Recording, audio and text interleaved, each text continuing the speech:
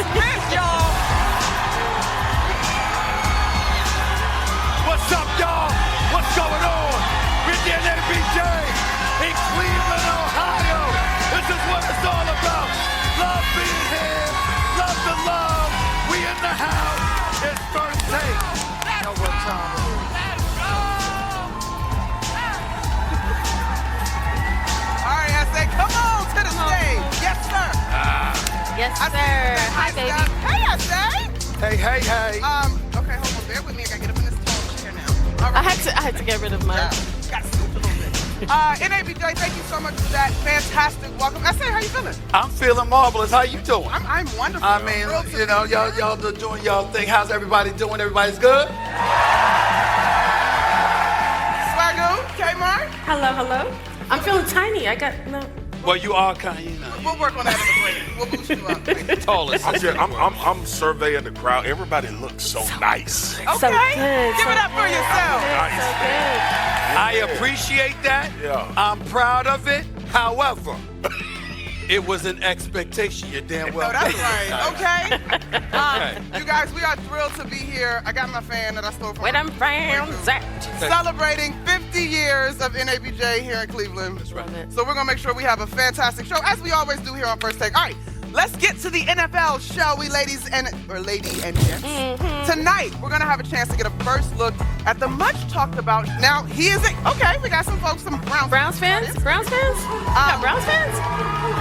Come on. All right, now here's the Hang deal. in there, big dog. Use that noise now. Hang in there. All right, here's the deal regarding tonight, though. Sanders is expected to start the Browns' preseason opener against the Panthers. Mind you, and I'm sure my fans in the building know this, he currently sits at 4th on the depth chart as far as the QB situation is concerned in Cleveland, and he's gotten the fewest reps so far in camp. So, SA, we come to you. Should tonight's preseason game, this opportunity for Shedeur Sanders, be a make-or-break moment for this young man? It shouldn't be, but it will be. Because I think that there's a lot of people that's looking for an excuse for him to fall.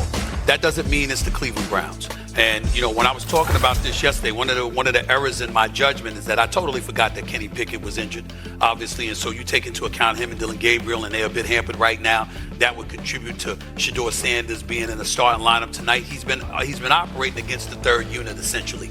He hasn't been operating against the starters, and the starters are not going to play tonight. So the people that he's playing with, he's accustomed to doing so. I'm just of the mindset, and, you know, I might be in a minority with this, y'all, but this was a guy that was projected to be a top 2 or 3 quarterback taken in the draft. It just resonates with me that you fall to 144. It's a story he doesn't need to pay attention to. He's on an NFL roster. Move forward. Don't think about that. But damn it, he ain't on First Take. I am. And I'm telling you what I'm thinking about. And what I'm thinking about is the fact that because people had a problem with his daddy for a multitude of reasons, it affected his draft stock. And so you have folks out here that are not rooting for this brother, but he's accustomed to adversity. He's accustomed to defying the odds. He's got that intestinal fortitude, great genes.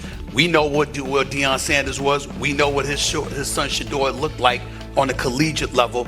And I'm rooting for the brother, and I hope that he does well tonight. Okay, Mark, give it up.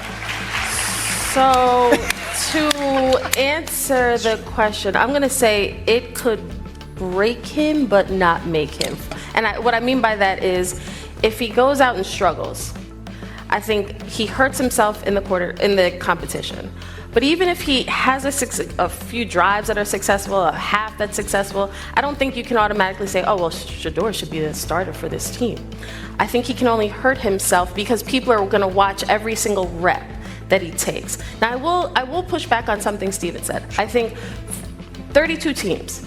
The Browns were one of those teams that waited to the 5th round to draft him. So within the draft slide, there were a number of reasons. For some teams, it was the prime influence. For other teams, it's the combine interview. We weren't feeling how he walked in here. For other teams, it was we just don't see a starter here. I think every team has a different reason. Okay. And so when you look at him, he's a 5th round pick.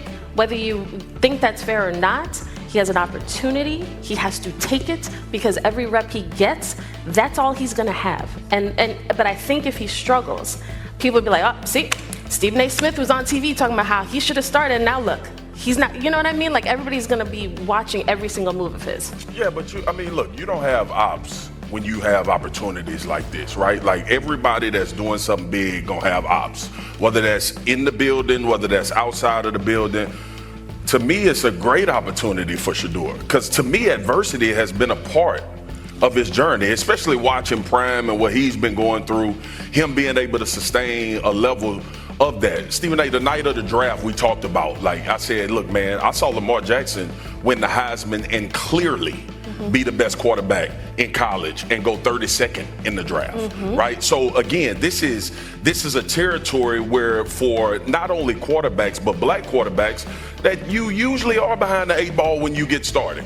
And you got to go and continue to prove over and over again. We have these conversations about these dudes all the time. And I think Shedeur tonight has to look at this as a prime opportunity to now enter himself into the conversation about if the he can make everybody in the world believe Cleveland made a mistake, right? Because the same quarterback that they took 2 rounds prior to him is there as well in Dylan Gabriel. So to me, I don't look at it as, well, he's being set up to fail. The NFL hard. I don't care if you get drafted first. We still talk. The jury's still out on Trevor Lawrence. Hello. Like it's hard to play in this league. A couple of things I want to say. Number one, I was looking at myself in this blue suit. Oh, no. And it is a good look, right? But Do you like the suit? But I'm getting to a bigger point. I'm getting to a bigger point. I must confess, I have nothing on this green outfit. Come on, Monica. It's slamming. It's slamming.